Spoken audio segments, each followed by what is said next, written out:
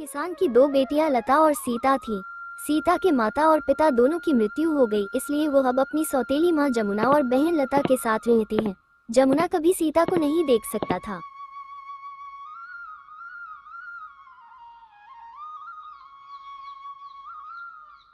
सीता, अरे ओ सीता, कहाँ है तू? क्या हुआ माँ, आप कुछ कह रही हैं?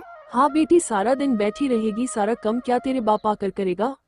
जब भी सीता अपना कोई काम करने या आराम करने जाती तो उसकी सौतेली माँ उससे कुछ काम करवाती, लेकिन सीता ने चेहरे पर मुस्कान के साथ सारा काम किया।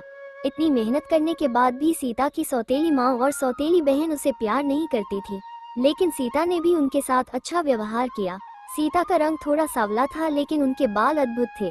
सीता घर का सारा काम करने के बाद शांति पाने के लिए जंगल के किनारे जाती थी।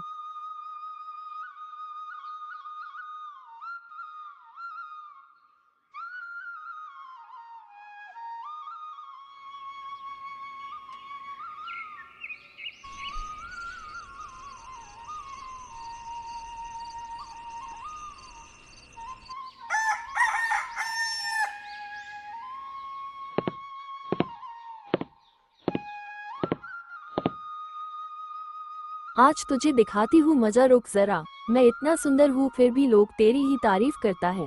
रुक जरा, माँ से तुझे मजा चखाती हूँ। जब वे सभी एक साथ भोजन करने जाते हैं तो सीता की सौतेली माँ उसे बुरी तरह से पीटती है खाने में अधिक मिर्ची देने के लिए, और सीता रोते हुए जंगल के किनारे भाग जाती।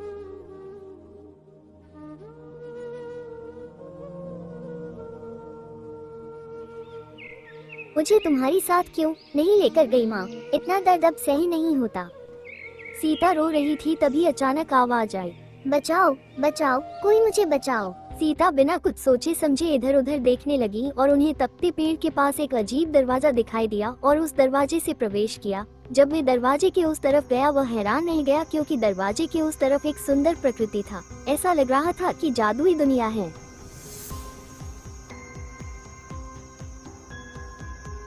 बचाओ बचाओ, कोई मुझे बचाओ।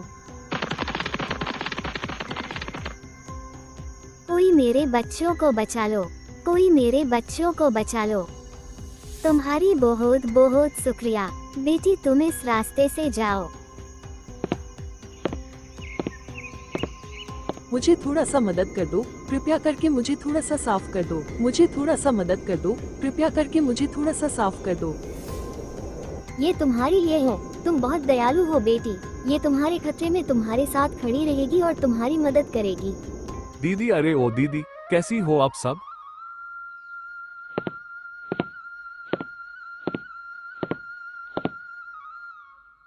ए पता नहीं सुबह सुबह मनहूस मुँह लेकर क्यों आते। हाँ अच्छी हूँ, क्या तुम सब अच्छा हो? तो क्या सोचकर इतनी सुबह सुबह? हाँ, हम भी अच्छे हैं। एक अच्छा संबंध लेकर आया हूँ अपने सीता के लिए। लड़का विदेश में काम करता है। इतना कहकर सीता के मामा चले जाते हैं और जोमुन मन ही मन सोचती है कि वो सीता को नहीं बल्कि लता को लड़के वाले को दिखाएगी। अगले दिन जमुना बाथरूम में तेल छोड़ देती, क्योंकि वे चाहती है सीता फिसल के गिर जाए और उसका पैर टूट जाए। जब ही सीता नहाने के लिए आएगी तो गिर जाएगा और उसका पार टूट जाएगा। हाँ हाँ हाँ। लेकिन जमुना के इरादे कभी पूरी नहीं होता, क्योंकि सीता की जादुई पक्षी सब कुछ समझ जाता और वो सीता की जगह लता को बाथरूम भेजता।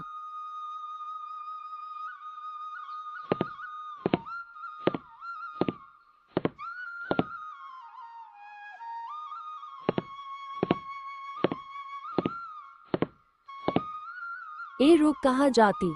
पहले मैं जाती हूँ, मुझे जल्दी है, फिर तू चली जाना नहाने के लिए। ठीक है, कोई बात नहीं, तुम पहले नहा लो।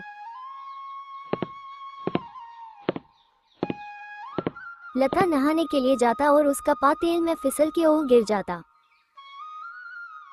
अरे बाप रे, गिर गई, मेरा कमर टूट गया। अरे बाप रे, गिर गई, मेरा कमर टूट गया।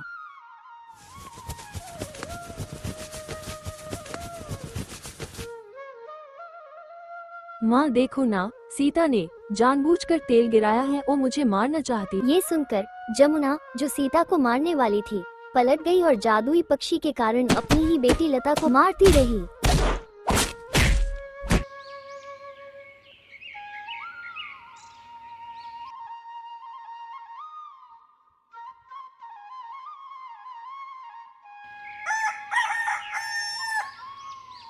परम जली रुक, तुझे दिखाती हूँ, तेरे बालों को ऐसा मजा चखाऊंगी। रुक जरा। बेटी सीता, आज तुझे लड़के देखने के लिए आएगा, जा जरा बालों में शैम्पू तो कर ले। जमुना सीता के लिए एक रसायन रखती है। जब ये रसायन सीता के सिर पर लगाया जाएगा तो उसके सारे बाल झड़ जाएंगे। सीता को नहीं पता कि जमुना के मन में क्या है, लेकिन उसका जादुई पक्षी जानता है, इसलिए वो फिर से अपना जादू दिखाया। पक्षी ने उस केमिकल शैम्पू को सीता की जगह लता के पास भेज दिया।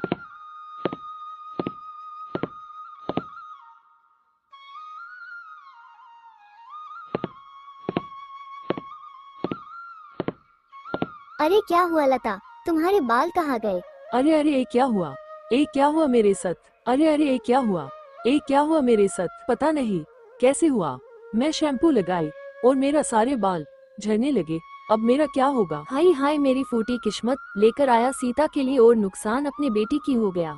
फिर शाम को लड़के वाले सीता को पसंद कर जाते और उस तरफ जमुना और लता अपनी गलती पर रोता रहता।